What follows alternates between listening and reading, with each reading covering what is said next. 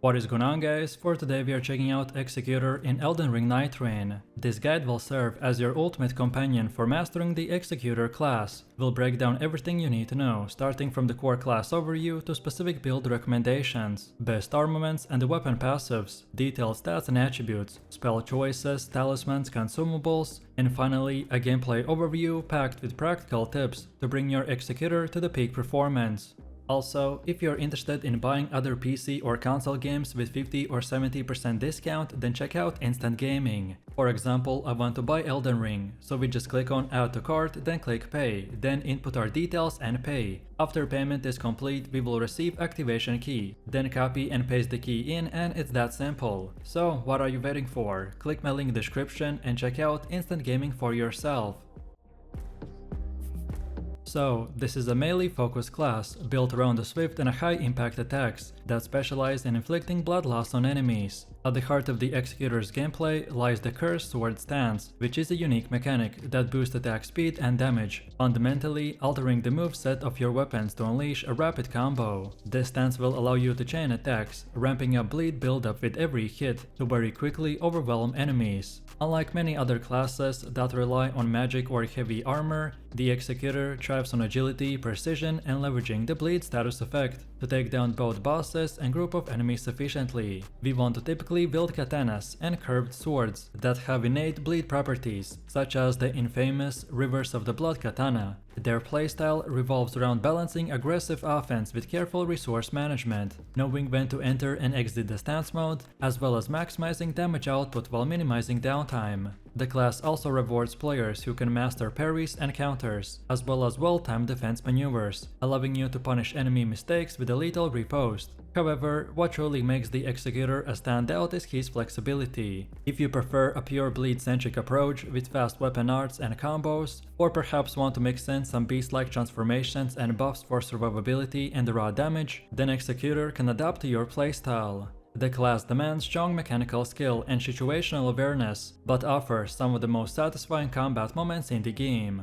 Now let's explore the two most effective builds for the Executor, each catering to a distinct way to approach combat. The first and most popular build is the bleed-focused katana setup. This build is designed to maximize your bleed buildup and take full advantage of the rapid, successive attacks to stack blood loss effects on your enemies quickly. The cornerstone weapon here is the Rivers of the Blood katana, which possesses a powerful weapon skill called the Corpse Pillar. This skill lets you perform a flurry of slashes that rapidly build bleed and deal massive damage, especially against bosses or the tougher targets. To complement this, you can also wield the Uchigatana, which is a class weapon with innate bleed and excellent versatility. The White Mask armor piece is also a perfect fit, as it increases your attack power whenever a bleed effect triggers near you. Talismans such as the Lord of the Blood Exhaustion will also boost your attack power each time a bleed is triggered nearby, while the Rotten Winged Sword insignia increases damage with successive hits, which help your combos deal devastating damage. The gameplay loop for this build involves initiating combat with fast light attacks, quickly entering the Cursed Sword stance to unleash rapid combos, and using your weapon skills to maximize bleed buildup,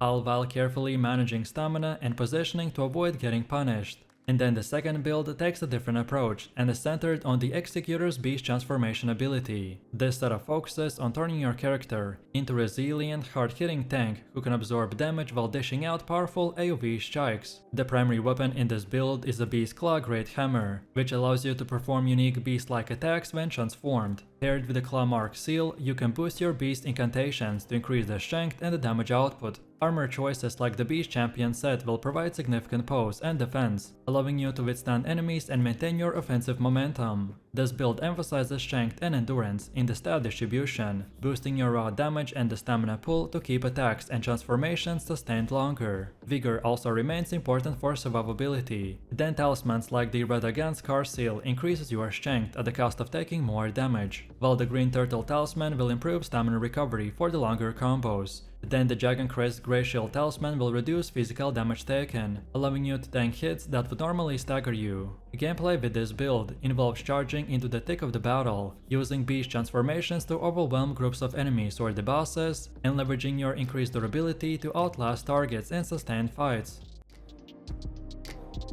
Next up we have best weapons and passives. An Executor's arsenal primarily features katanas and the curved swords, that naturally scale with the dexterity and arcane, and come with inherent bleed buildup. The standout weapon is undoubtedly the Rivers of the Blood, which is famous for its unique weapon skill that lets you unleash a deadly barrage of slashes, which can build up bleed super quickly. Its moveset synergizes perfectly with the curved sword stance, amplifying the class' signature rapid combo style. Also, the Uchigatana remains a solid alternative, known for its reliability and a balanced moveset that makes it a great secondary or the primary weapon. Other notable weapons include the Nagakiba, which offers a longer reach than the standard katanas, and excel bleed potential, and then the Bloodhound's Fang, which is a curved greatsword that delivers heavier but still bleed-infused hits. When focusing on beast transformation builds, the Beast Claw Greathammer will stand out as the perfect tool to deliver devastating melee damage with very unique transformation attacks. And then as far as weapon passives go, you should ideally improve your attack speed, stamina efficiency, and the bleed buildup.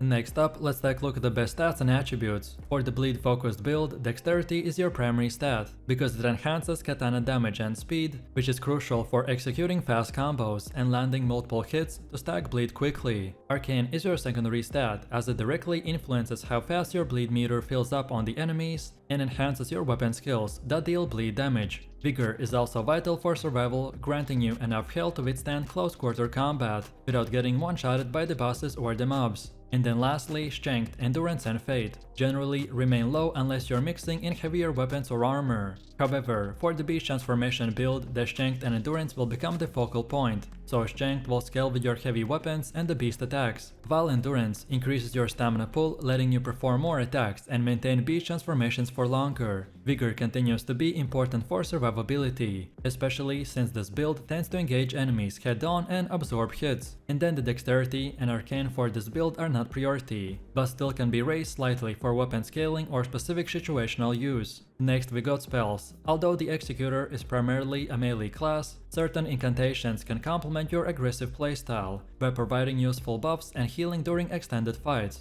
For example, the Flame Grant Me Strength increases your physical and the fire attack power, which directly benefits your katana strikes and the beast weapons. Then defensive incantation like the Flame Cleanse Me Help will remove the harmful effects such as the poison or the scarlet rot, which is vital in some of the more dangerous zones. The defining skill of the Executor is the Cursed Sword Stance. Activating the stance will change your weapon moveset by increasing attack speed and damage while opening a new combo opportunity. Mastering when to exit and enter the stance is critical, as it balances offensive power with the stamina management. You want to chain combos in the stance mode to build bleed, and then retreat to manage your stamina and the health before re-engaging. Also, parrying is another important skill for the Executor, as it allows you to punish enemy attacks and create openings for the high damage riposts. Next up we have Talismans, which provide essential enhancements that refine your Executor build and amplify its strengths. For the bleed buildup, the Lord of the Blood's Exhaustion is a core talisman, as it increases your attack power each time a blood loss effect occurs. Then the Rotten Vingan Sword insignia is also invaluable. Then the Archery Favor increases your maximum HP, stamina and the equip load, which are all important stats that help you to survive and maintain stamina in longer fights. However, for the Beast transformation build, the Radagon's Scar Seal and the Radagon's Sword Seal both increase strength and endurance, at the cost of higher damage taken, which rewards high risk aggression. Then the Green Turtle Talisman improves stamina regeneration, which is also critical when you're performing long transformation combos. On top of this, the Dragon Crest Great Shield Talisman is another excellent choice, providing significant physical damage reduction that increases your tankiness in the tougher battles. Then next we have Consumables that offer important situational advantages in the extended fights and help to sustain the Executor's momentum. Blood Grease is one of the best consumables for this build, as it quickly boosts the bleed buildup on your weapon, making it easier to inflict blood loss quickly. Then defensive items like the Boiled Crab increases your physical defenses and resistance during the tougher encounters, which helps you to endure hits while maintaining pressure.